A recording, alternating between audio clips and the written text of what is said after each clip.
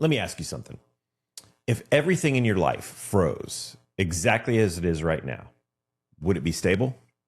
Not successful, not impressive, not busy, but stable. Because we've gotten really good at building lives that look good from the street. Career, schedule, house, reputation, highlights. But architecture isn't judged by curb appeal. It's judged by what happens under pressure. Storms don't create weaknesses, they reveal them. And most people don't intentionally design their lives. They inherit them. They react their way into them. They even drift into them. So today we're talking about something bigger. The architecture of a meaningful life. What actually makes life stable? Career, relationships, faith, character, and health. Not as separate silos, but as load-bearing walls. Because if one collapses, the others are going to feel it. So, thanks for joining us on the porch today. Let's build something that lasts.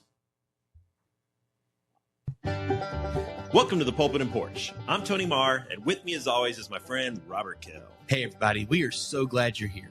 The Pulpit and Porch is where we kick back, put up our feet, and have real conversations about life, faith, growth, and maybe even a little sports and pop culture. If you're looking for a perfectly polished sermon, you're probably in the wrong place. Yeah, around here, it's more about those honest, heart-to-heart conversations, like the one you'd have on a front porch with good friends. Sometimes we stay on track, sometimes we take the scenic route. And honestly, that's half the fun, isn't it? We dig into the highs, the lows, and all the in-betweens of living out your faith in real life. Along the way, we may pull up a few extra chairs and invite some friends onto the porch to share stories and ideas that just may change the way that you see things. So whether you're chasing your purpose, building your faith, or just trying to live a little more fully, pull up a chair, grab some sweet tea, and join us. This is the Pulpit and Porch. We got a seat waiting for you.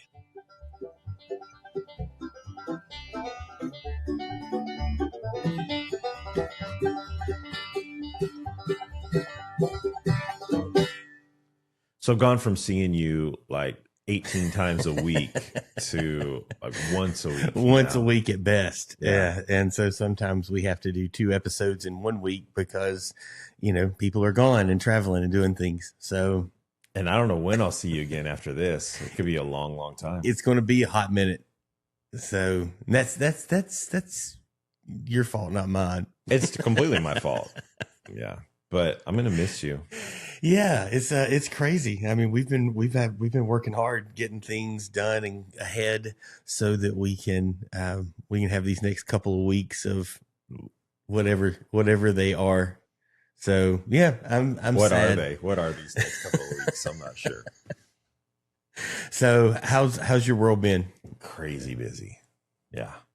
And I know that everyone says that they're busy. It's the kind of the default, but I'm going to be gone the next 2 weeks, going to be out of town the next 2 weeks. And for some reason, I've never quite understood how this works out. But the week before you leave is always crazy busy because you're doing everything to get prepared for leaving. And then the week after you come back is always ridiculously busy because of everything that you've neglected and missed while you were gone.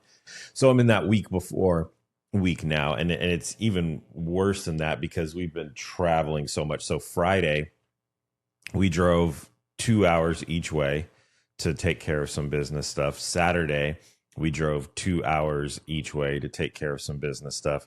Sunday, we drove 2 hours each way to take care of some things. Then last night, we drove 2 hours each way to go to a concert. As soon as we're done recording today, I have to drive 2 hours each way to go take care of some business. It's been a wild week. And then we leave on Monday and we'll be gone for a week. We come home on Friday and turn right around and leave on Sunday morning to be gone for a week. So it's if you could get frequent flyer miles for driving your car, I'd be doing really well. We'd have a lot better cameras in here right now. Yeah, it's so funny. We don't have, we have a lot going on, but it's all just kind of every week right now is like that 1 week of basketball where you had 4 games scheduled and 3 of them were like the closest one was like an hour and 20 minutes away or something. And 2 of them were like curvy roads to the point that people were sick kind of getting there and stuff. We've got 6 baseball games in 4 days this week. And it's just, closest one. I mean, one of them's home, but then I think the closest we are is 45 minutes each way to get to it. So, yeah. So it's that season. But it's in the low 70s, high 60s. You're sitting outside, beautiful sunshine. It's going to be your son 80. Play baseball. It's going to be 82 degrees, I think, on Friday.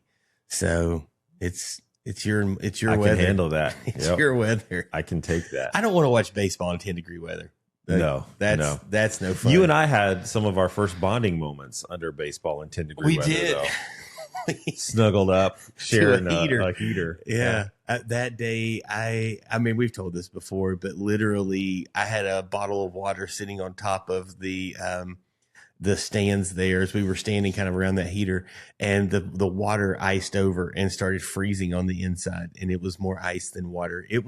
Baseball's not meant to be played in that kind of environment. I mean, especially these bats and things that kids have now. And thankfully, my son was able to buy some bats from a friend whose kid was out of baseball, and they had bought some good bats, and he gave us an incredible deal on them. But like these kids are paying $400, $500, $600 a bat, and you're out there swinging it in negative 10-degree weather or something. Yeah, it's not. Did you see this video of this MLB player in spring training that he checked his swing and his bat broke? Come on, man. It had to be broken already. Or corked or something. How is that? That's not humanly possible without cheating of some kind. Or like you said, maybe structural integrity was already compromised on that bat. They are getting strong. I mean, they're working out a lot. Not that they're lifting a lot of weights. It's always crazy to me. Like Bo Jackson used to just walk off and get mad and snap one of those over his knee or something like that. And I'm going, I don't think people understand how strong those bats are and how complicated that actually is. My son asked me the question just this past week of who do I think was the greatest athlete of all time? Not greatest player, but like physical athlete of all time.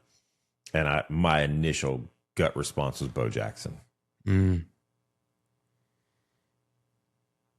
Dion would possibly have to be in that conversation. Yeah. He found a couple of lists. The Jim Thorpe was up there pretty high because I guess he was a professional athlete in 3 different sports and then won gold medal in the Olympic decathlon. So, I mean, that's a little before good. my time, but that's up there. Jim Brown, another one. Incredible really athlete. Good. Was like rated the number 1 lacrosse player in the world when he was playing. I think, you've got to put Michael Phelps up there. See, I think the thing is most athletic. Like, he was a great swimmer, but can he shoot a basketball, throw a football? But he can run. Now, if you were to say here's a great question for you, and we are so off topic already. We've derailed this thing already. But which sport has the greatest athletes?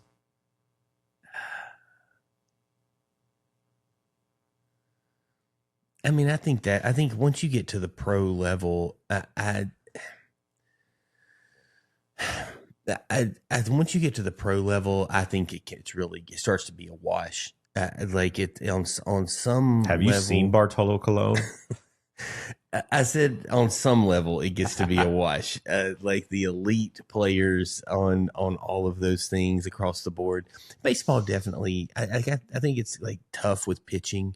I mean, you used to have guys that look like Bob Horner and stuff like that. I mean, like, even like Kirby Puckett and Tony Gwynn, they weren't like these like ripped, like super fit looking guys. Now that's 2 of the best hitters and a guy that anytime there's an all-time great Braves team put together, Horner is really in the conversation.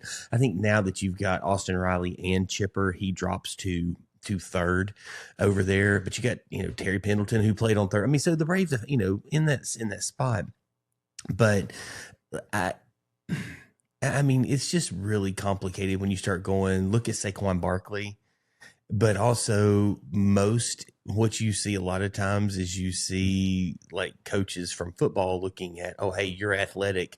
I bet you can catch a ball and you can run in the outfield. So come over here. Or, hey, I've seen you do this. And so I'm sure you have like a really deep answer. I do. I think that it's either hockey players or soccer players.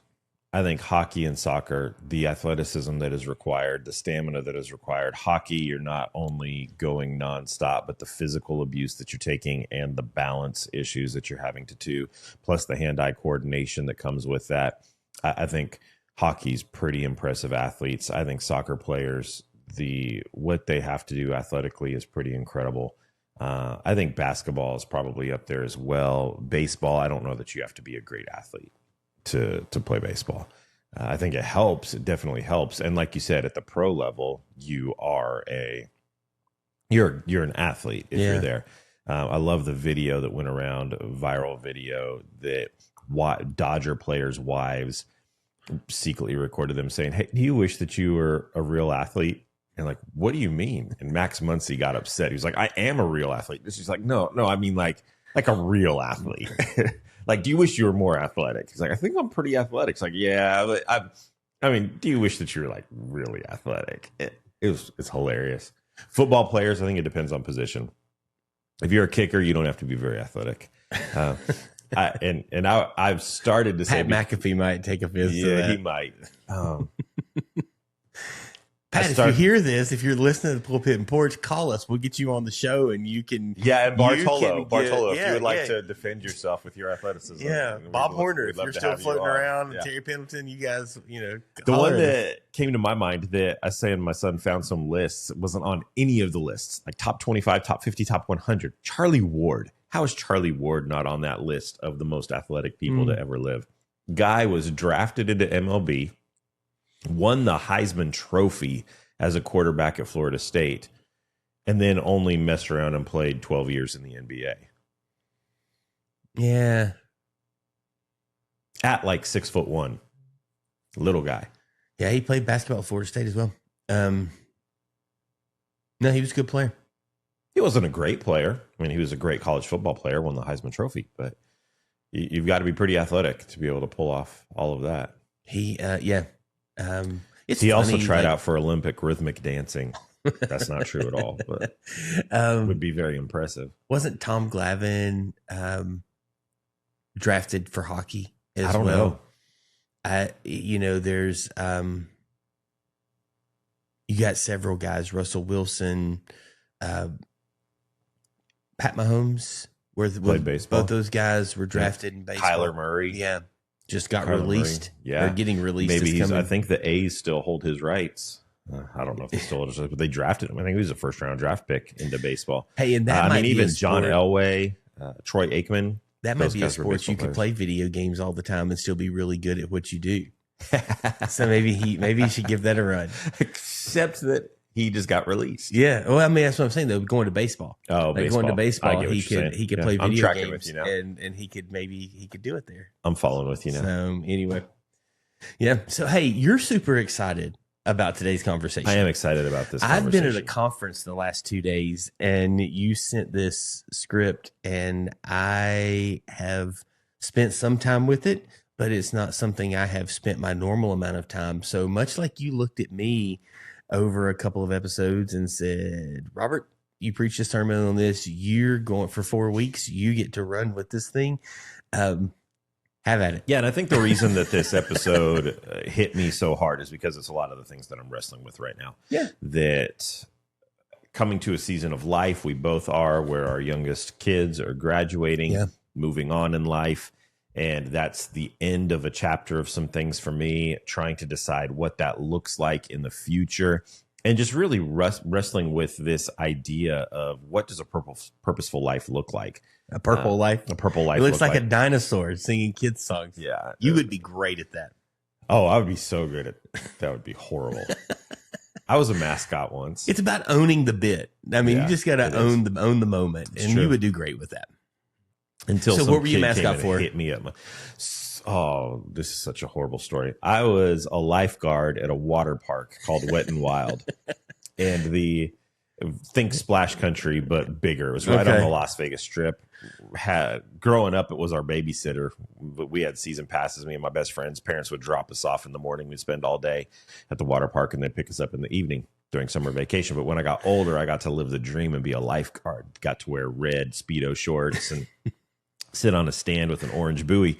But we had a mascot called Willie. and he was a giant felt water drop, probably 6'8" water drop suit.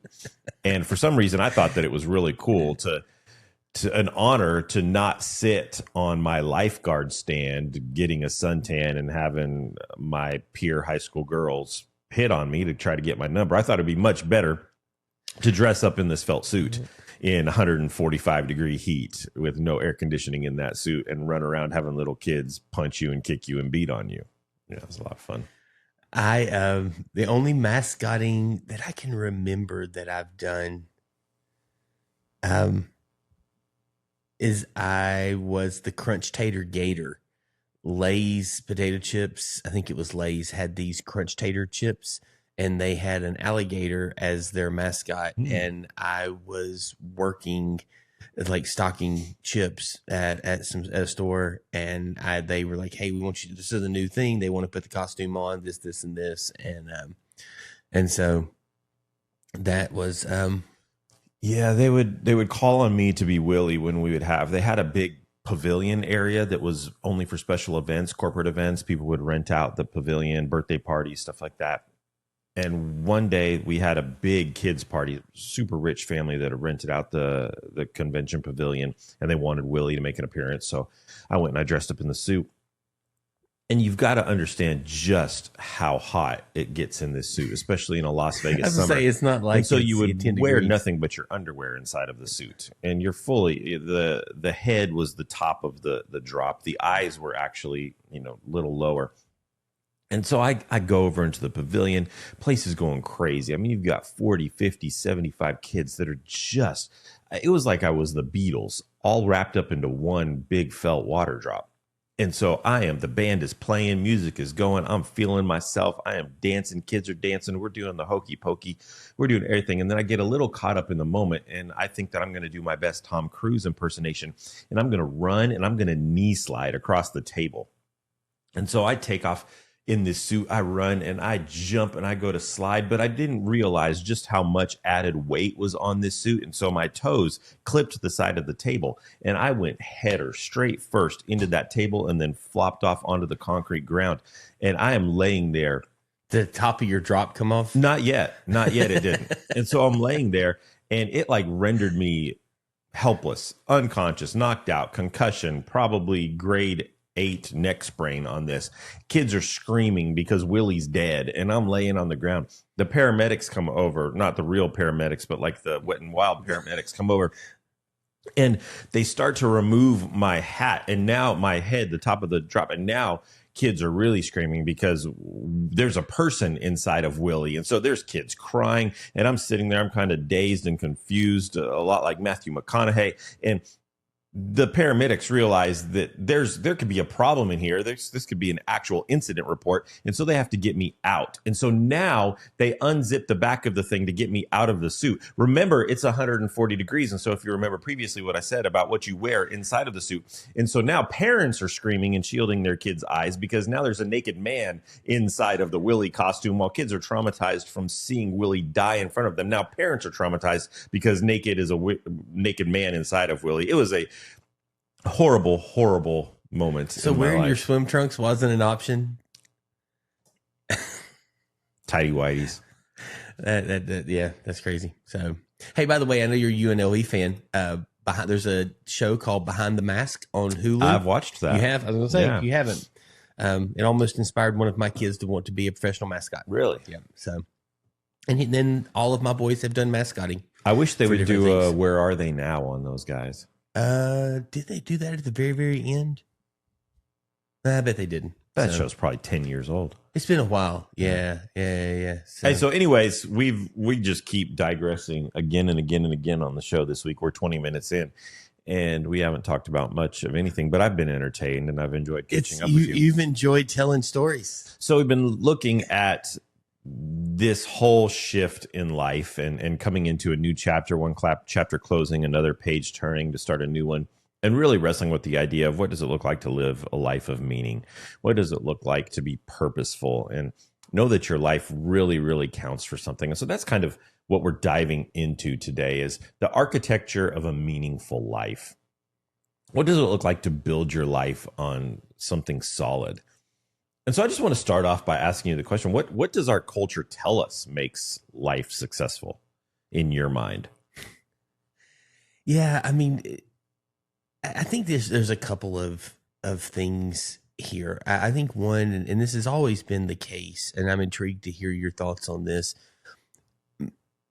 What we consume, it tells us a lot, and so it's you watch social media, you listen to music, you watch movies and TV shows and the commercials and all the things that pop up in life and what you do. And it's really, the vast majority of it is they want to say, be concerned about other people. But a lot of the content that comes out is be concerned about you, like you live your best life, you do you.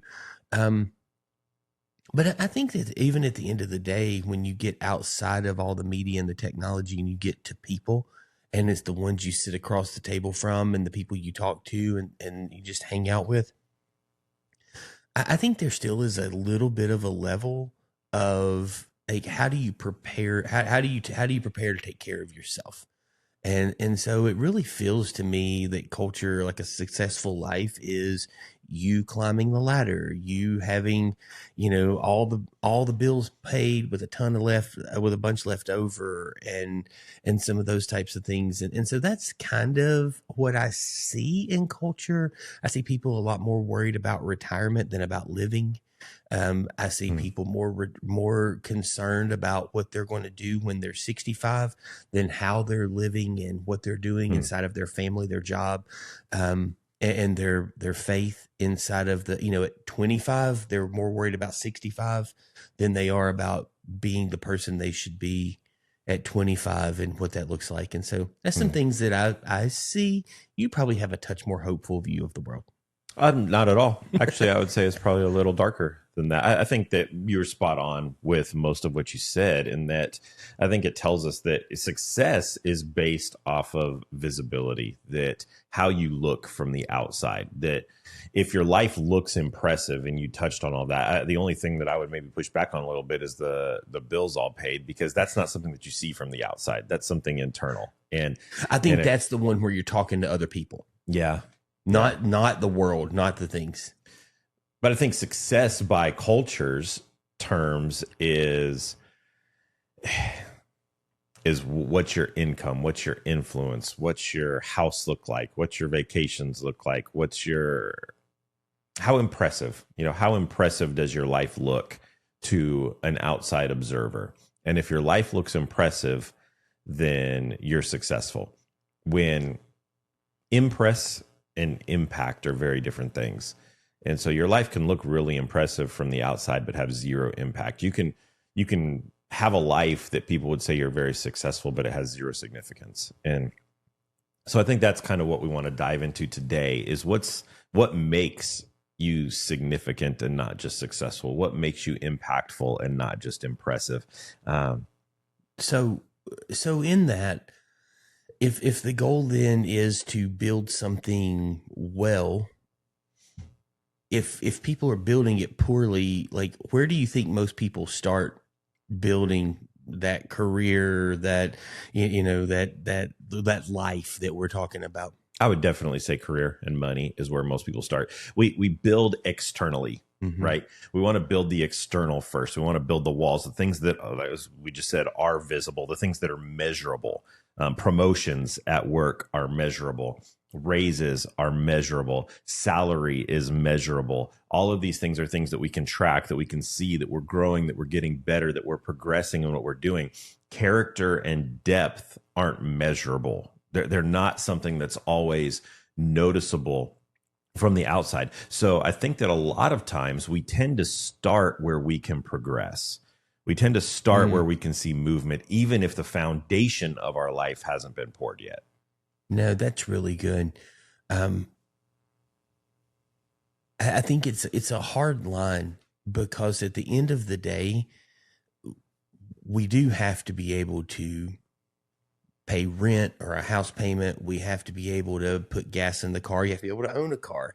If you're going to get married, whether you're married or not, you got to put food on the table. Then you've got a spouse that you've got to care for and invest in and be a part of. And, if you have kids that, then there's things like, I think you and I would both say that we've probably, I don't know that we regret, but we go, man, I would have done things differently when it comes to different things in life. But it gets really, really expensive. And sure, and I'm not saying that those things aren't important. I'm just saying that we build them out of order. Yeah, and that's what I was going to say. Like, so in that whole concept and idea, when we build these things, because there are needs, but yet we get our things flipped upside down.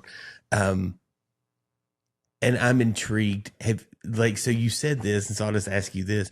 Have you ever built something out of order?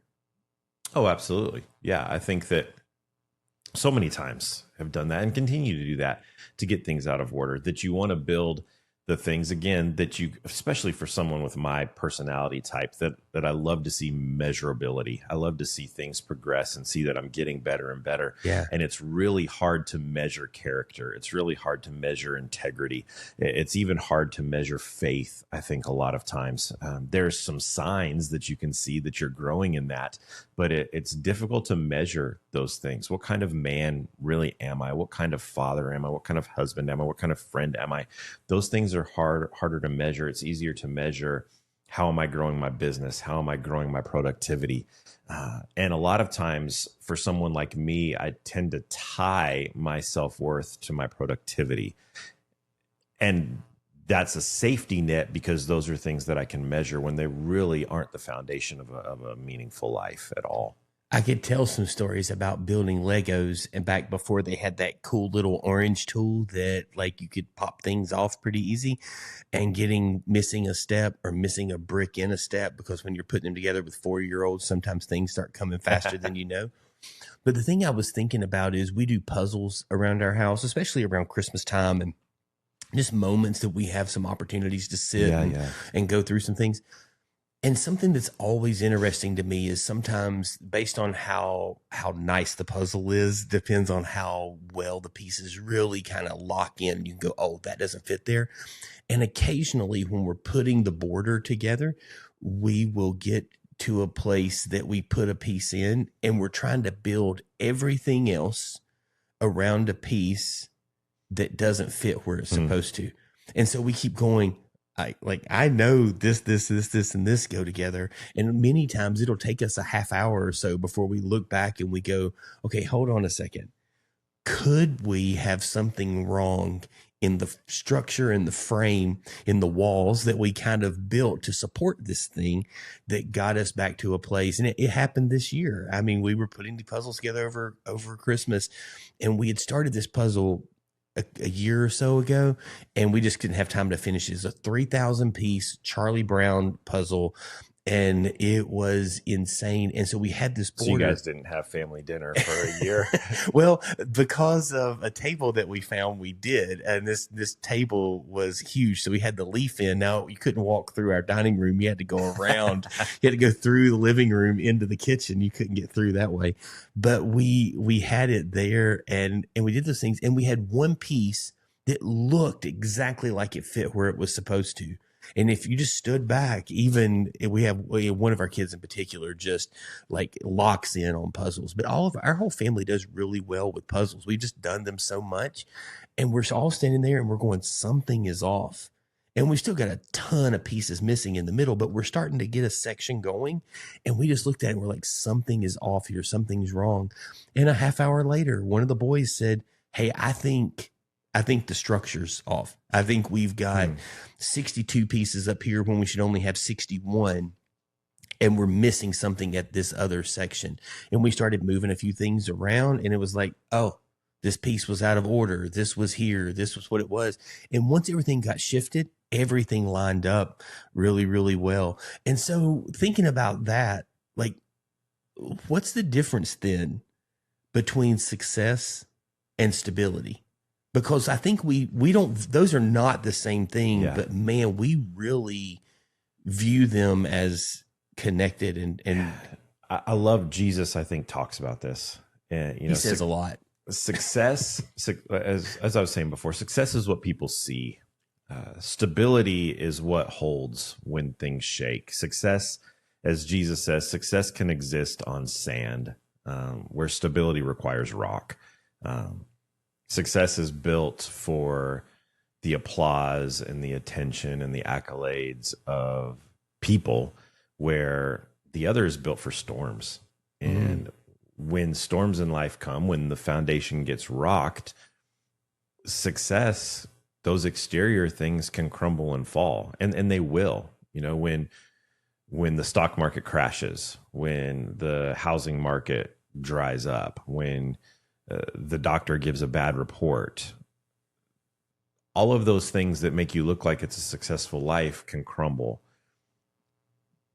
But the significance, the stability is what holds you in those moments. It keeps you from completely falling apart in those moments. And so success can be built anywhere, but stability can only be built on one thing, and that's Christ, the rock. No, that's so good. So in that, like, as I think about as a son and having a father and a mother, and I think about as a parent, the things that I have, maybe traits and things that I have inherited. And I'm getting somewhere with this. I don't think this is exactly what's meant here, but like I inherited things kind of from my parents. Sometimes I knew that like my dad might have certain health issues and things that I needed to do. And so I needed to live differently if I didn't want to have those same struggles. I worry sometimes that my life and my choices and my things will maybe be things that my boys inherit some of those character traits unless I can help them. You know, I shift out of that and I train them in life. And when you're building these foundations, is there anything that you feel like you inherited that you had to rebuild? Yeah, this is hard for me because my parents were just phenomenal. Did a really great job. But I think in reflecting on that, I would say one of the things that I learned from my dad that I had to rethink through was a strong work ethic. And that's a gift, okay? That it really is a gift to learn a strong work ethic. But what I needed to really process and think through was the idea of rest. That you can't just grind and grind and grind and grind and grind all the time. There has to also be some period of rest. That you can overwork yourself, and that's not healthy. So that was something that I had to learn on my own. Yeah, I think that's it's always complicated, and I tell my boys sometimes, and I you know, I'm like, look, there's just things about, I mean, I say this in sermons, like there's a lot of things I love about my family, and there's things that I'm having to, you know, there's redeemable traits of our parents that we want to pass on to our kids, and there's things we go, man, I hope they never see that side, and I hope I'm not that person. And I think that's a really, really hard way to kind of live and do and go about life. You said something earlier about people who are living for retirement versus people who are living life. And I know a lot of people that are just the opposite, that their whole life is their career. Their whole identity is built in their career. I think I fell into that a lot of times. I think it's really difficult in your role as a pastor to see that not as what you do, but as who you are. And in some places, I think there's some truth in that being a pastor is a calling. It's not a job. It's something that you are 24/7. You don't get to take that hat off a lot of times. And so I think that there's a real tendency there to tie your identity to your career. But if you tie your identity career, then I think that retirement feels like death to you. Yeah, and I'm like, Mel and I asked some questions, and you know, we're reading through the Bible right now, and we've encouraged our church to do this. I know you and some of your family are doing this along with us, and it's been just a really good journey. and I'm seeing some things in some spaces about there's these people and kind of the Genesis, Exodus, Leviticus numbers where you see some people who it kind of like, hey, and at this point in time, at this age, they need to step back from this and that. But I've always kind of stepped into life. I shouldn't say always. In the last probably 15 to 20 years, I've kind of walked through life. And I'm going, I don't know that retirement, the way America looks at it, is a biblical principle.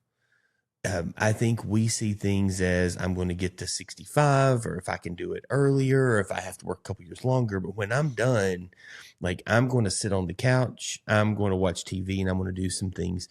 So I agree. Like I agree with you. Like there is a part of this that I worry that things kind of get wrapped up into my identity. And when I think about as I get older, what a phase of life could look like, what could things be, how's all of this work? I struggle in moments. I really do, because I think it's something I've done for so long. And so I'm having to ask some questions like, what does this look like? And how do I balance this whole thing of like, has my work become an identity, and can I do something different?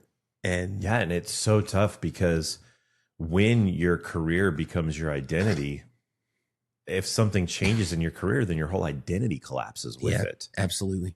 And I've lived that. I've lived that before, and it's not fun. You go through a complete identity crisis of who am I without this title, without this position?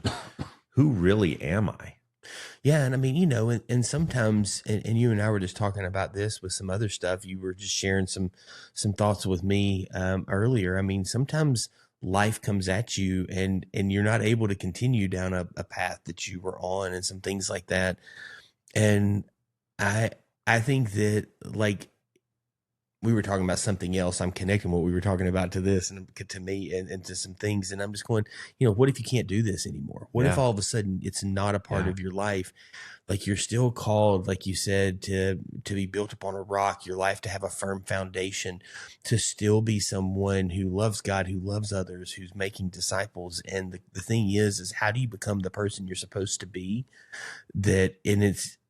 Which, for you and I is a faithful, committed follower of Jesus, not have it wrapped up in, I can do those things as long as I'm doing this occupation or this job, and I can't do those things once it shifts to something else. And so, no, I think that's an incredible thought.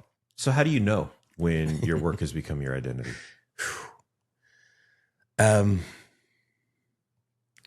I think you and I would both say it's not a bad thing to like what you do or to even love what you do. Either those are, I think, different words, different ways. And I think that it's okay to be motivated by your work. I think it's okay to wake up and be inspired to want to do good things. Sure. And I don't think that has to be something where you're just running your own business or you've got the dream job and things like that. I think you can wake up and go to the job you're at and have a real purpose and meaning and an identity. And you can think about, how do I make this company, organization, entity better today than it's there? I don't know that I have a super great answer. The thing I would say in 2026 is that if you can't lay the phone down, walk away, take a walk with your wife and dogs, or or take go and just take a nap if you feel like I am exhausted, I have nothing left to give. If you can't go out to lunch with a friend and leave the phone laying in the car, or put it on silent and lay it beside you because you need work, not because work needs you. Yeah. Because that place is going to more than likely, unless the building literally burns to the ground, it's going to be okay. Like for an hour or for 2 or for a day. And I think that's one of my. Yeah, if you're at a place where rest feels irresponsible, maybe a sign that your job is taking too much of a priority in your life. That's about the only metric I personally can have. And so I'm sure you've got a couple other thoughts. Yeah, I think that's pretty spot on. I would also add that if criticism you take criticism personally, then I think that's a sign. Criticism in your work. If you take criticism in your work personally, feels like a personal attack, then maybe you're a little too invested. I would also say, we talked about this with Jamin, that when a bad day at work becomes a bad day at home, when you don't know who you are without that role attached to your name, when you can't, like you said, you can't shut it off. And so you have something bad that happens at work and your whole family feels the brunt of it. I think that maybe you're attaching too much of your self-worth and your identity to what you do. Yeah. So we're talking about this whole idea here that how do you know when your work has become your identity? Why do you think that like high capacity people really tie worth to productivity? It's what we were saying before. It's measurable.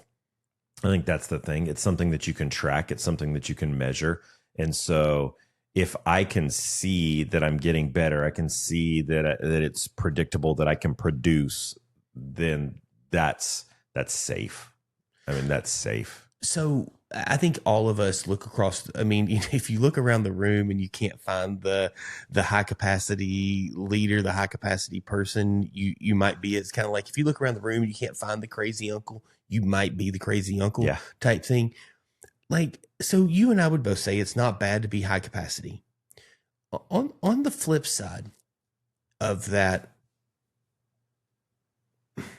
what would it look like if someone's in the room and they're going, look, I'm just not overly motivated, and they're almost like disengaged from work. And it's like, this is almost a problem. And I don't mean like this, oh, they got me out of bed today. Like, it's somebody who wants to pull their weight, but they're just almost, I don't want to call it a low capacity, like, energy, but just somebody who's like, look, I don't sit around and dream a ton. I don't have these big dreams and grandiose ideas that I'd like to go and buy a certain lot of land and build 17 homes on it and have this whole, marriage retreat that does weddings and conferences and, all these random things and stuff like that people can sometimes get way down a road of, I want to start a sports card podcast where all I talk about is sports cards and I just love sports and I want to do this and I want to talk about all these cards and why corners matter and all this stuff. Like, when someone like has a problem even tying their energy and their life to productivity, is there anything you could say? And this is a really unfair question, because it is so not in any note. But is there anything you could say that, like, hey, here's the good things about where you are, because rest will come easy to you. But like, here's some struggles and maybe some encouragement that I could give you that would be, hey, here's how you can kind of, you ain't got to become a dreamer, but here's how you can find a little more purpose in your day-to-day grind. Yeah. Paul says it would not suit for me to wait on tables. Right. He's got people that are coming to him complaining, saying, why are we doing all the grunt work while you're over here? And he's saying, well, because this is my gifts and these are your gifts. Yeah. That if everyone was created as a visionary, this world would be in a pretty rough shape. I love the Mr. Potato Head analogy that we all can't be a nose. You can't have a nose stuck in an armpit. Yeah. Like, you need an arm connected to the arm part of the body. That's really good. Okay, keep going. I want to hear the rest of this. I would just say we all have different gifts. We've all been wired and created in different ways, and we all have different parts. None are more important than another. They're all critical to making sure that the world moves and the world spins around. And so find your gift. Find the thing that excites you. Find the thing that makes you feel productive. What is that thing that makes you feel meaningful? And don't compare it to what someone else does and even what two guys on a podcast are saying. Yeah, find your purpose in what God has given and done in you, and trust that his ways are better, that he's wiser, that he might be wiser than, like you said, all the other people who are maybe barking in your ear and, two guys with a couple of microphones. And so with that, sometimes people get to a place and sometimes it's their own doing. Sometimes it's something that they had nothing to do with. and someone like loses a job and when their identity like connected to that, like what happens emotionally when someone kind of steps into that space? So if your job was your identity, then it's devastating. It feels like you've lost yourself in that moment. It's not just income. It's so much more than that. It's meaning, it's structure, it's purpose, it's status. And when you lose that, I think that's why you see people spiral when they lose their job, not because they lost work, but because they lost who they thought that they were. And it's like I said before, it's a complete identity crisis. It's a fracture of who you had built everything upon. This is who I am.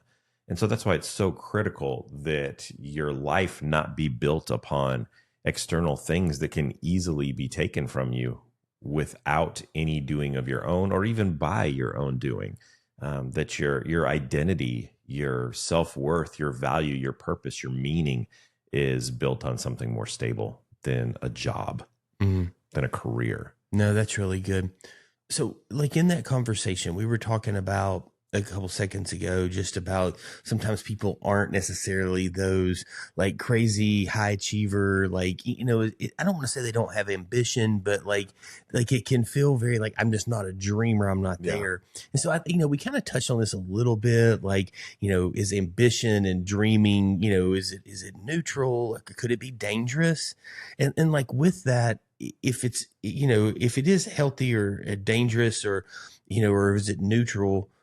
Like what would healthy ambition look like? That's what I was trying to say. If it is dangerous or neutral, what would a healthy ambition look like? First off, I think that ambition is healthy.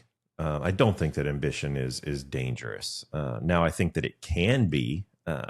Ambition is fuel, right? Ambition is fuel, but fuel can burn out of control. Right? You have to have some parameters around it. You have to have some guardrails around it. Ambition tied to purpose builds something. It creates something. It creates meaning.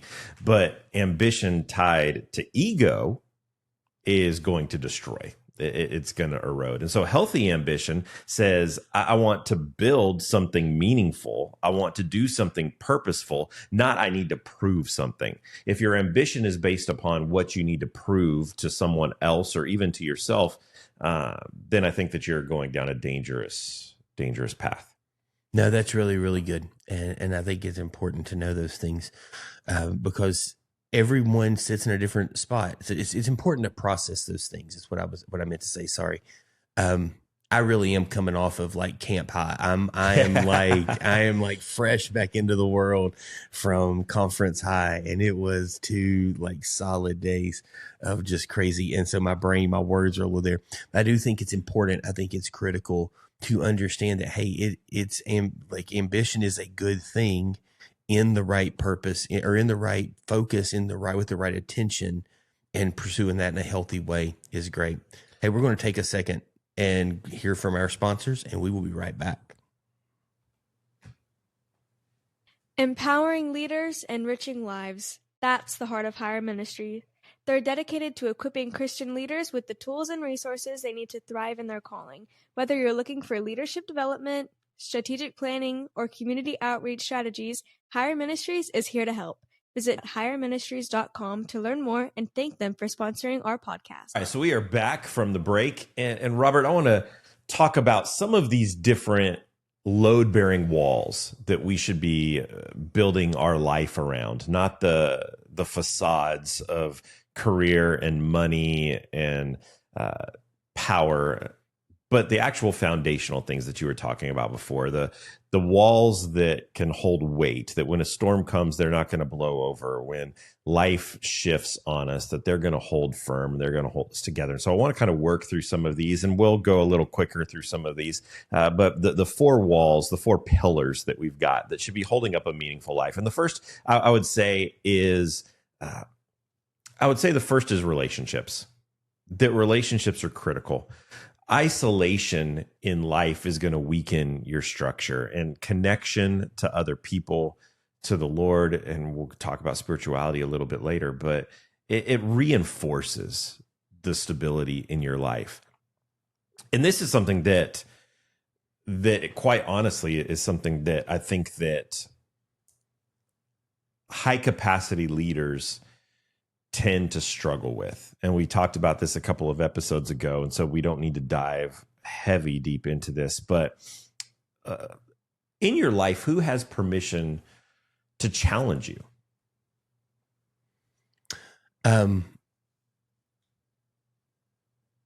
I've probably got 3 to 5 people that they like. It's one of those things. I've heard this phrase for years. Like you even said it today. Unasked for advice is criticism, and I've got, like I said, 3 to 5 people that I've just looked at and said, you have permission. That, like, it does me no good if you see something and you don't come in and say that. And so, all those are dudes. Mel, I mean, I think that Melissa has, of course, like unlimited access to pushing back on me and some things. My boys have a level of that. I don't know that, 22, 18, and 17, it's not a disrespect to them. It's just sometimes we make decisions as adults that kids don't understand. And so they're going, hey, I think this is unwise. And I'm going, hey, thanks for sharing that. But, you actually needed to eat today. So I had to go do this, and this to earn money to do that. And I'm sorry that you felt like it neglected you in a season or in a moment that you just wanted to sit around and play video games. But, and so that's kind of a flippant way of talking. Sometimes they just don't understand. But yeah, so for me, I've got, like I said, somewhere between 3 to a half dozen people that, I mean, if they asked, I would hand them my bank account. They've got free access to my phone. I'll hand them every password I've got. They can go check my Netflix and Paramount. They can scroll through my YouTube. They have all the access they want to my life to check the things they need to check to make sure that my life and balance is there. And they never have to ask permission. They never have to receive permission. They have been given it. And that's something that's important to me. Yeah. So you? I think that's a difficult question for me, because I think there are definitely people that have permission, but whether or not they know that, I think is the harder thing. That there are a couple of people that I've talked to about that, but that list has gotten very, very small, much smaller in life. And yet there are people that if they came to me and said something, they definitely have permission. I would listen to them, but I don't know that I have made it aware that they have that permission, that's something that not only do they have permission, but something that I would welcome. Mm-hmm. I think that we do a very poor job. Leaders do a very poor job of inviting accountability.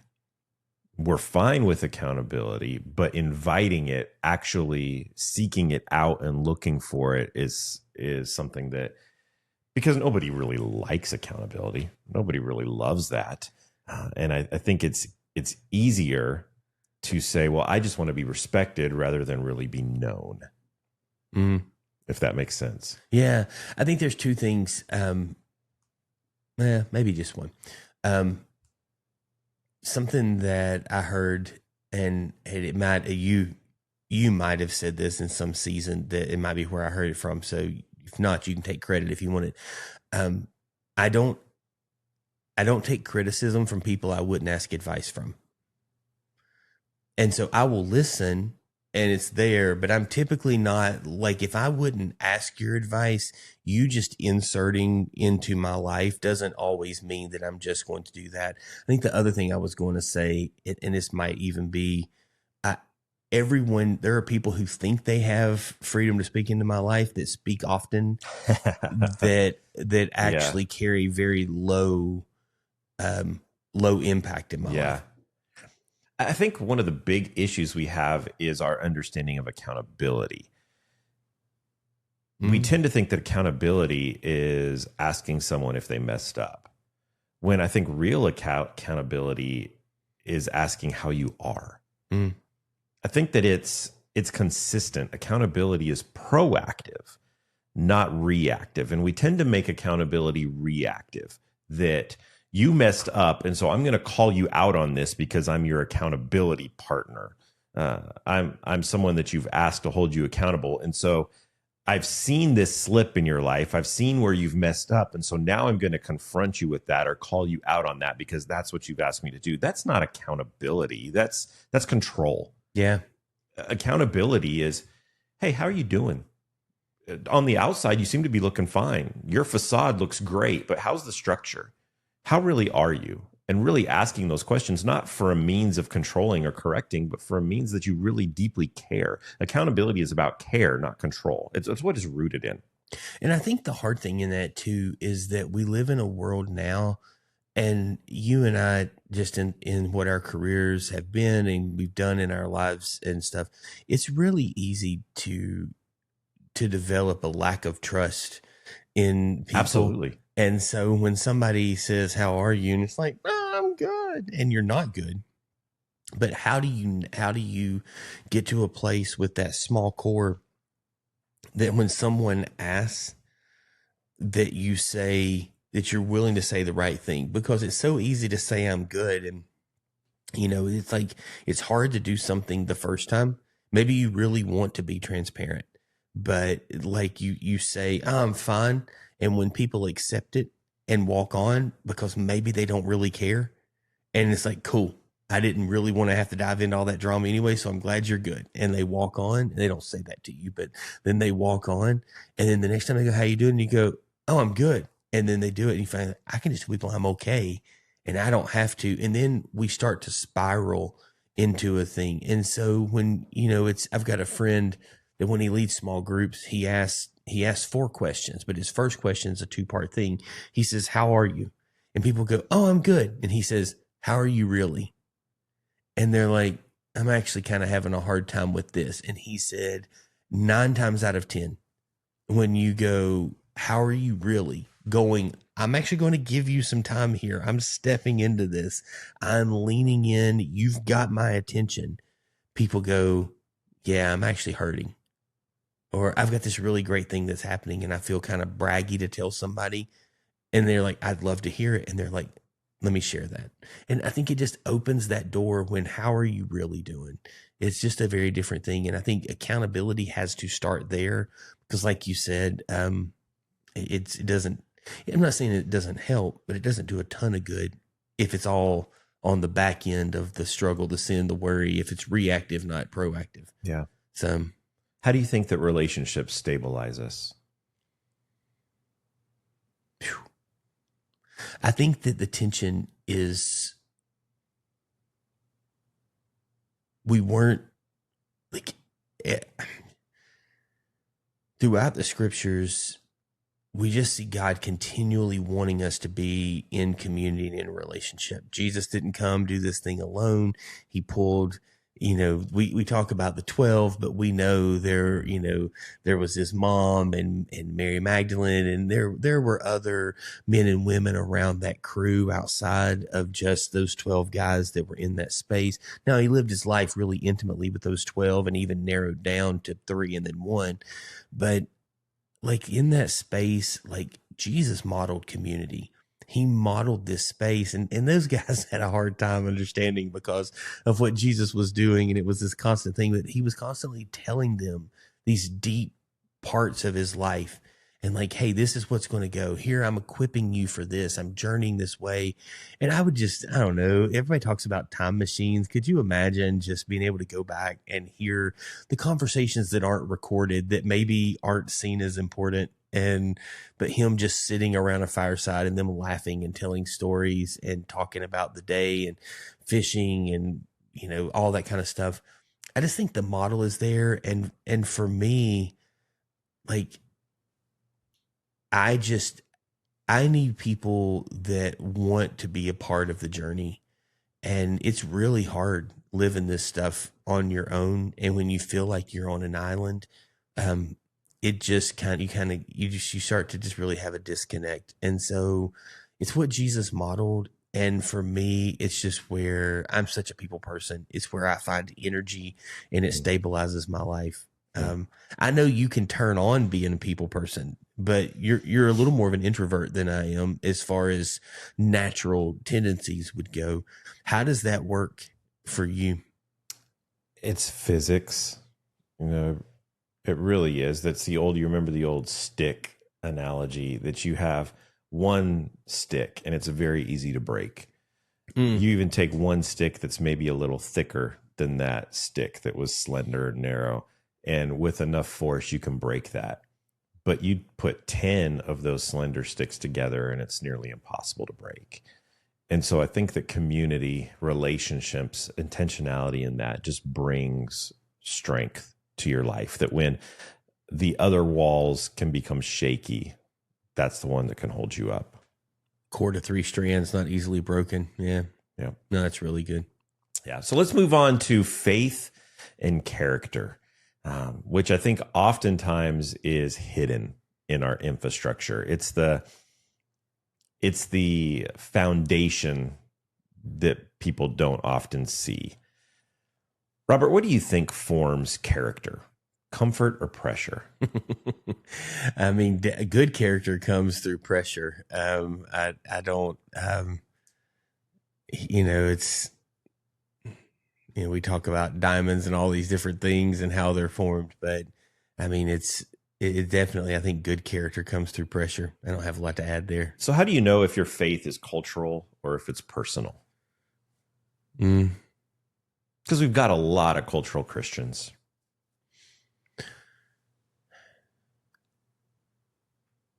I heard somebody say recently, and I don't remember who it was, that when the world is very, very loud, and when it comes time to make decisions on things, we don't just take what we hear the loud voice saying. We go and see what God says, and we stand on that truth, and we live in those ways. And so I think for me, not in a jerk kind of way, but like when something's said and I'm going, I don't know if that's right, I don't just go, what's most loving? I go, like, I want to love people well, but my thought is initially like, okay, what does God say about this?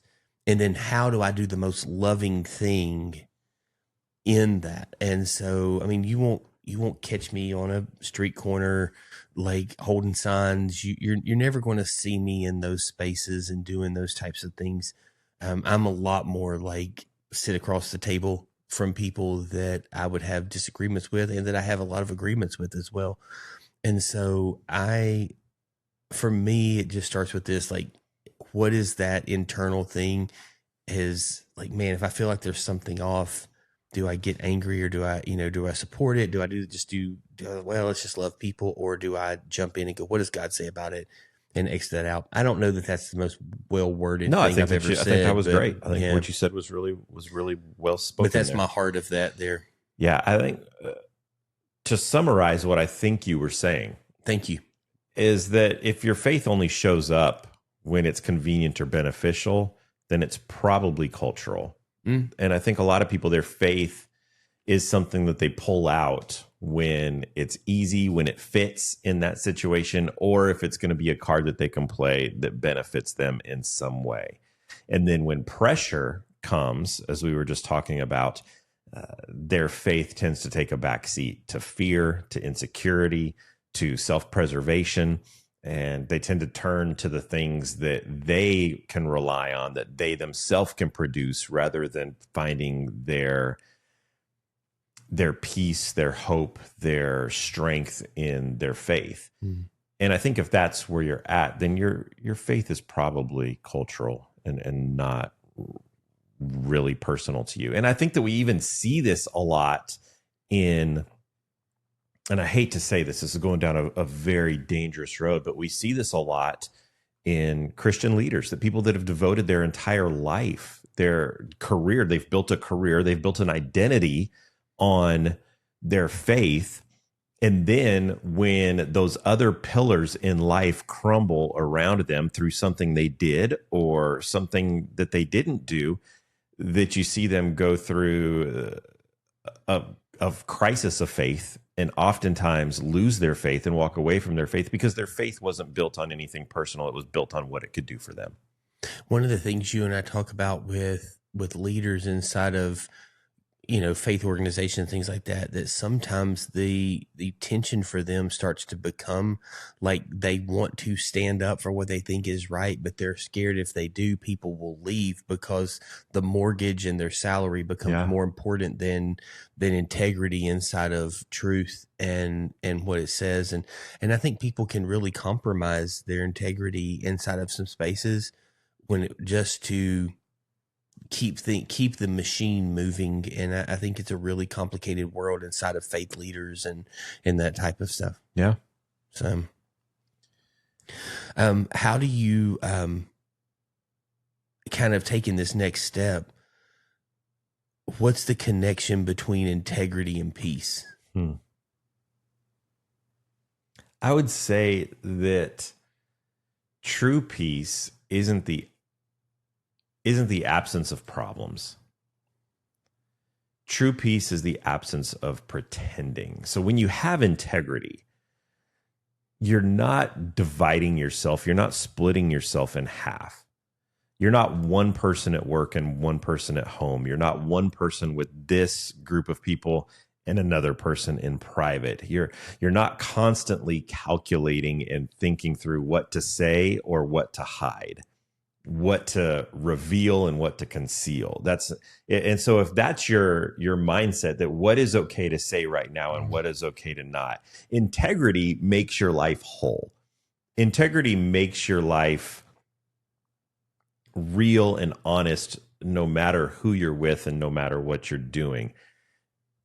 And that wholeness, that security of self and that wholeness is what creates peace in us, that I don't have to worry about if I say the wrong thing to this person or to this person. Integrity gives you that peace of I am who I am. I know who I am. I know whose I am. And I'm completely comfortable with that. And I don't have to pretend around you or anyone. That gives a peace. That gives a comfort in life that doesn't come in any way but being a person of character and integrity. So it really starts to come around this thing of not compromising. And so when you think about it from that perspective, what small compromises like weaken the structure? Yeah. The ones that you can justify. Just those small little ones, those small exaggerations, the shortcuts, those little slips, those little indulgences that you think don't really matter.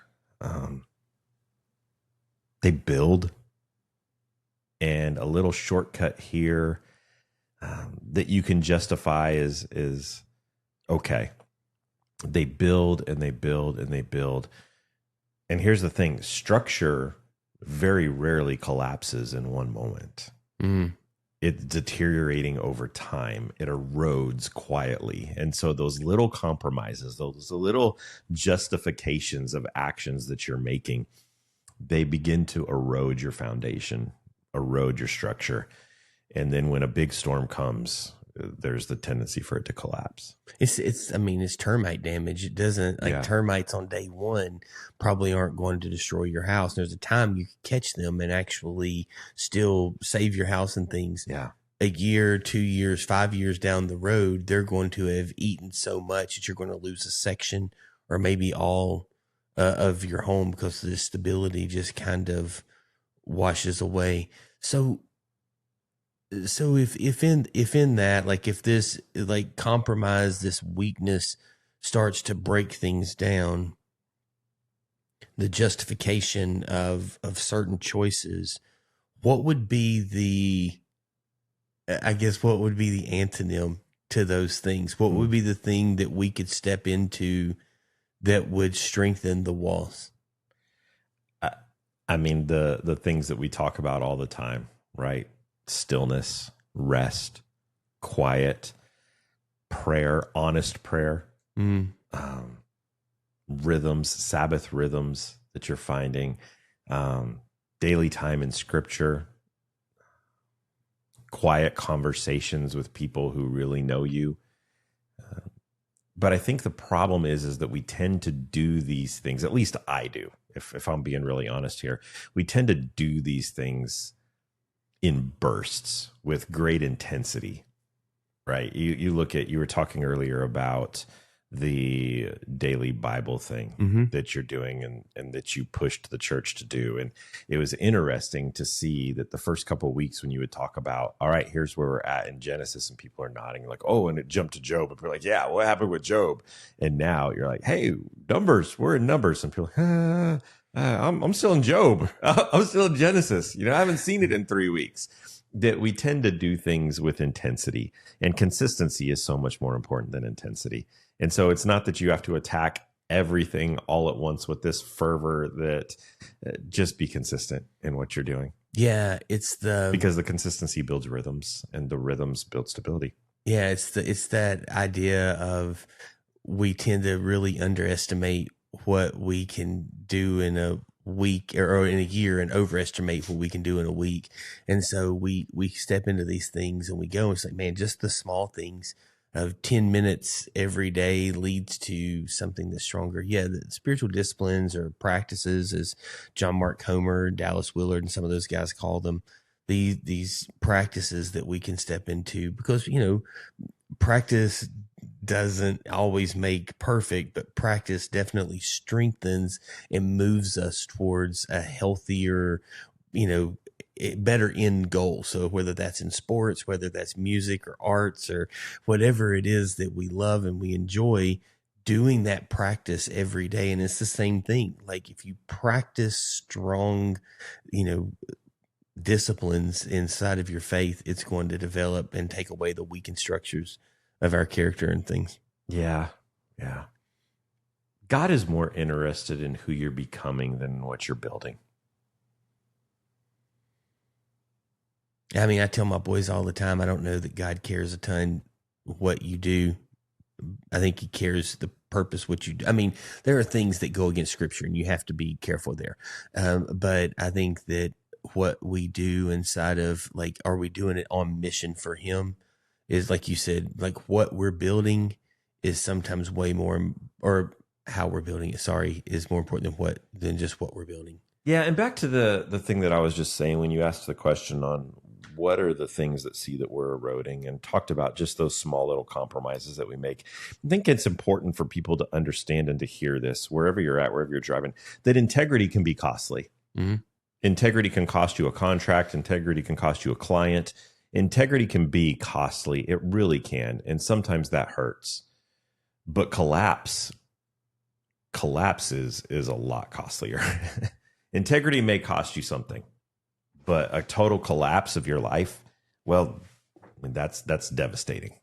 Yeah, I'm reading a book right now called, I'm rereading a book with some friends called Total Truth by Nancy Pearcey. And she's just walking through these things that, like, our faith encompasses all of our life. It's not this disconnect between, like, oh, hey, our faith is over here in this compartment and we only use it on Sundays, and our relationship with Jesus is over here and we only use it in these moments.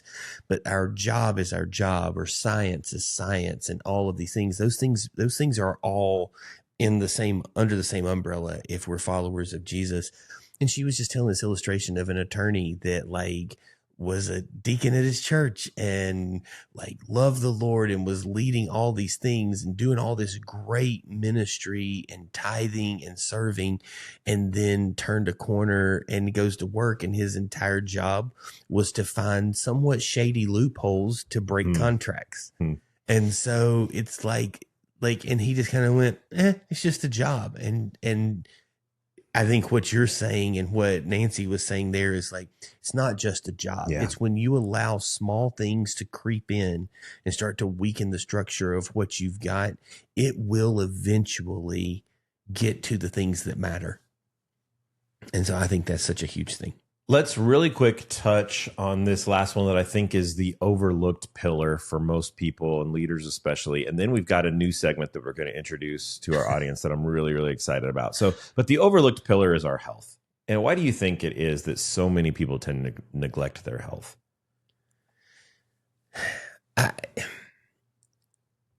I don't, I've got so many thoughts here, and I don't want to become like the conspiracy theory guy. I don't want to become the grumpy old man or any of those things. I would say some of the stuff just comes down to the fact of laziness. I mean, and I understand, like, well, of course, Robert, we're lazy if we're not working out. I just don't, I think we talk about, like, people go, oh, I don't have 10 minutes to do a quiet time. And I'm not saying your quiet time should be 10 minutes.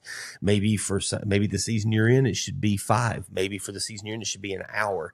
I think there's moments where things change. But if we don't have 10 minutes to sit down and listen to, the Bible verse for that day or whatever, we probably don't have 30 minutes to an hour plus the drive time to get to the gym and back to go do a workout and do things. So we're always going to say time, and we're going to make that a convenience thing.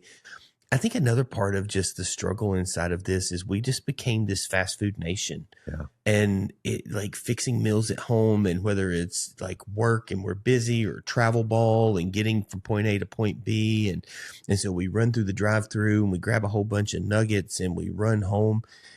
And so we started that years ago, and now the food quality has dropped in all of those restaurants. And so we've just seen our bodies just get further and further and further away. And then, I've admitted before and said it here, said else. I mean, like, I have to be really, really careful, because if I'm just having a day that's frustrating for me, it doesn't even have to be anything crazy. Like, I can sit down and eat 2 bowls of ice cream and with magic shell and Oreo cookies on top of it and things like that. Like, food can be a kind of a stress out thing for me. And so physically, I think it's just hard to make good decisions. We stay up late. Then we have to get up. We don't get enough rest. And so I've kind of jumped through a whole bunch of things in that, but I'm sure you have much more succinct thoughts there. I just think it's maintenance, and maintenance isn't fun. Maintenance isn't something that we look forward to doing. It's easier to build. And I think that's the problem. And I'm not talking specifically, I think it's all component, but I think the biggest issue that you see out of people and leaders especially is the lack of rest, because we've been told that rest is unproductive when really sleep when I'm dead type mentality. Yeah. And some of the most productive times that you can have are when you're resting, because the science behind what your body is doing physically, mentally, emotionally, what's happening there is you're regenerating cells, and your body is fixing and eliminating toxins and categorizing memories and all this stuff that is happening mentally and physically when you sleep. And so when we neglect that, it has consequences. It does. It has consequences that are going to be evident in all of the other areas of your life. It affects your decision making. It shrinks your patience. It lowers your clarity. It makes small problems feel big. Exhaustion doesn't just drain energy from us. Tiredness doesn't just make us slower. It distorts our perspective on life and on the world around us. And so losing that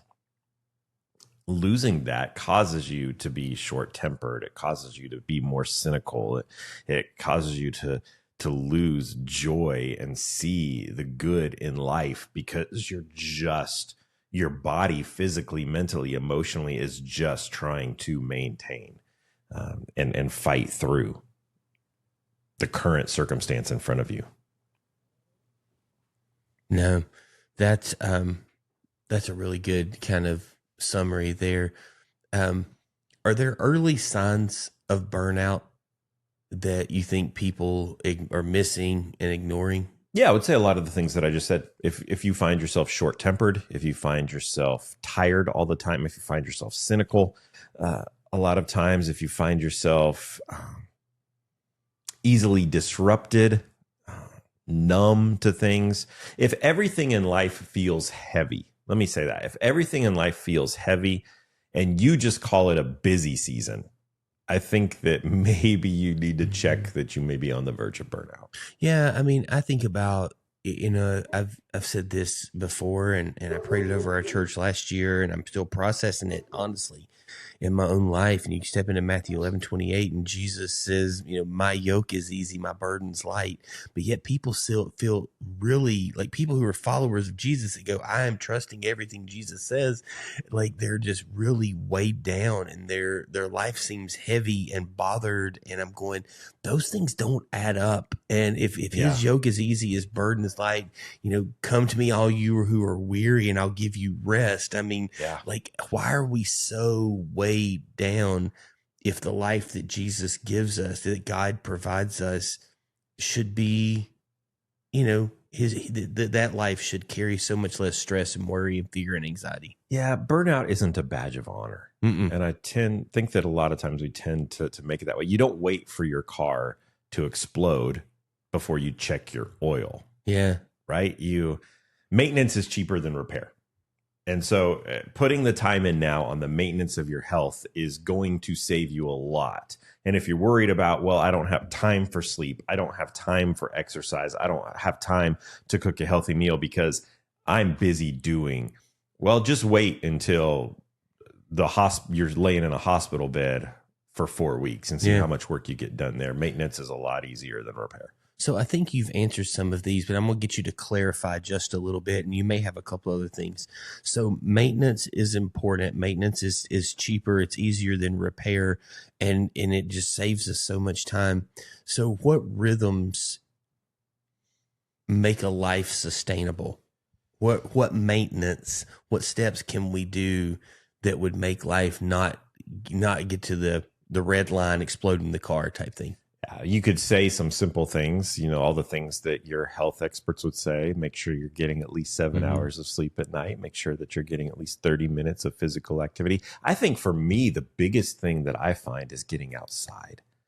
That if I can get outside, and there's all sorts of science behind vitamin D and what the sun does to your serotonin and all of that we could dive into. But I think just being outside, getting outside of the walls of your office and your home to feel the sun on your skin, to feel the cool crispness of the air and smell the grass or the leaves as they're falling, depending on the season, does so much for your mood. It does so much for mentally.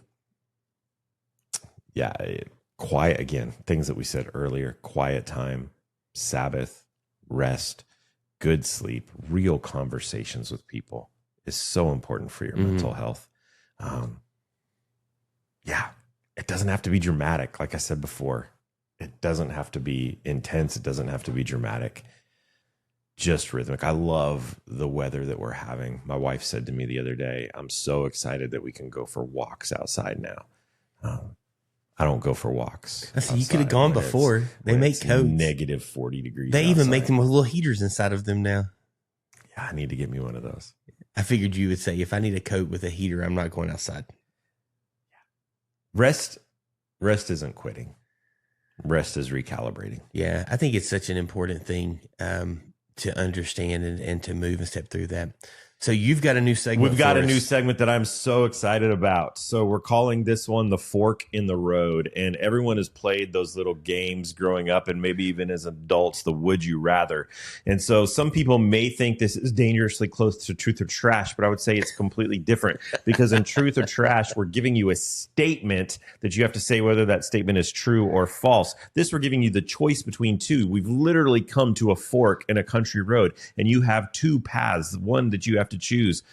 Which path are you going to choose? Robert, are you ready to play The Fork in the Road? I don't know that I am, but we'll give it a shot.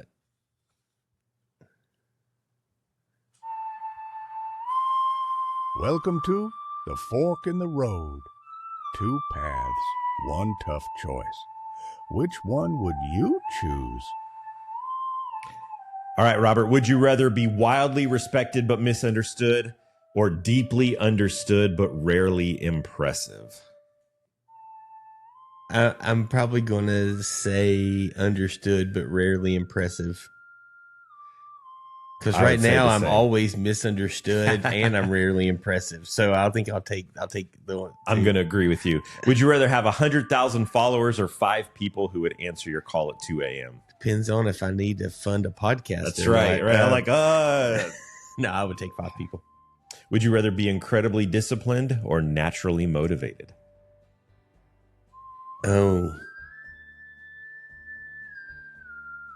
probably incredibly disciplined. I would probably say naturally motivated. Yeah. I think I'd rather be incredibly just disciplined and be to it. Would you rather win every argument or keep every relationship? See, I feel like that's sometimes two things can That's a be true at the trap, same right? time. That's a trap question It right really, there. really is, because there's no I way want to do you both. can. Well, I don't want to do both. I would love to keep every relationship, but that's not reality, because sometimes you're going to have arguments and things are there. See, I want to win every argument and keep every relationship. Yeah, I don't really care about winning arguments as much. I mean, just because I don't think you can keep every relationship regardless, I would choose argument in this one, but I think that's a terrible choice. Would you rather be needed everywhere or be known somewhere? Known somewhere. Same. Would you rather have financial freedom but constant pressure, or have financial limits but emotional peace? Limits with peace. Same. Would you rather always be early or always be prepared? Again, this is another two things can be true. I do not want to be on time. I want to be early, but I'd rather be prepared. I'd rather be prepared as well, but 15 minutes early is late for me. It's my world too. Would you rather have a job that you love that pays average, or a job that you tolerate that pays double? I'd say love that pays average. I didn't say pays poor, or I didn't say that you hate a job that you hate. I said a job that you tolerate. No, I said that I still rather have something I love. Yeah. I would probably choose the job you tolerate that pays double and take that money and invest it towards something that's going to allow me to do something different later down the road. Yeah. Would you rather be 10% more talented than everyone else, or 10% more disciplined than everyone else? Disciplined. And finally, would you rather lose your phone for a week or lose your car for a month? The phone for sure. I don't care. I'm assuming you'd be the same way there. No, mine would be the car. Really? I'd rather lose the car for a month. Yeah. And I want to be able to go see people and do things. I can find a ride. I can get a ride. I'd rather We've not. had so many car problems in our home that we've had to operate off of one car with 7 kids, getting everyone around, that, yeah, it would, I would definitely say the car. As we talked about in our phone episode, my phone, I rely on my phone a lot for a lot of what I do. And Now, my when you world would say you don't fall have your apart phone, does that without mean my your phone. computer and everything's gone as well, or just your phone? You've lost your phone. Yeah, you've lost your phone. I'm good not having my phone. I'll be fine. World won't come to an end. You probably have it set up to where you get your text messages and stuff on your iPad, don't you? I do, but I don't always have my iPad with me. I mean, I'll walk out the door and leave it. But you have your Apple Watch on, and so you'd get your text messages through that. Yeah, but me responding on my Apple Watch would be, I mean, it would not be pretty. It would be ugly. You would get a lot of words sent back that would not be very encouraging, I'm sure. Hey, do you like the Old West, Fork in the Road, Wild Wild West music that we've had serenading us through this whole time? You know what it kind of reminds me of is, remember the old David Carradine like martial arts movies and things, or TV shows and stuff like that from back in the 80s? Yeah. Kind of has that vibe of that kung fu a little bit, kind of just that wandering down the back trail type of thing. Yeah. So All right, so you did something last week that I really enjoyed, and that's we started this new thing called the hard question. And rather than us asking the questions, we just simply posed those questions to our listeners. And I felt like that was really good, that it wasn't something that we asked, but it was something, or it wasn't something that we answered. Yeah, we're but not it was really something answering. that we just simply asked. yeah. And so I want to close out our episode today of the Pulpit and Porch with asking some difficult questions that wherever you're at, maybe you need to stop and pull over to the side of the road. Maybe you need to hit pause on this to a time where you can really sit and reflect. But if you've made it this far in this very, very long episode, there's some things that I think kind of wrap the bow on what we've been talking about today. And if you're wanting to know, okay, you guys said some things, but how does this practically apply to my life? Where do I know where I'm at in all of this? some questions that you can ask yourself and process through. Yeah. Me or you? Go for it. I will read them out. So, if your career disappeared, who would you be? If your health declined, what would collapse emotionally? If your faith was shaken, what would remain? Are you overdeveloped in one area and underdeveloped in another? And what does your life currently rest on? A meaningful life doesn't happen by accident. It's designed. Not perfectly, not instantly, but intentionally. Sure, careers matter, relationships matter, faith matters, character matters, and health matters. But none of them can carry the whole house alone. Some of you are overbuilt in one area, but underbuilt in another, impressive on the outside, but fragile underneath. The goal isn't balance in a spreadsheet sense, it's integration. A life where your private strength supports your public weight, where your relationships reinforce you, where your faith steadies you, where your character holds under pressure, where your health sustains the pace. Because storms are coming. And when they do, you won't care how impressive your house looked. You'll care whether it stands. So here's the question.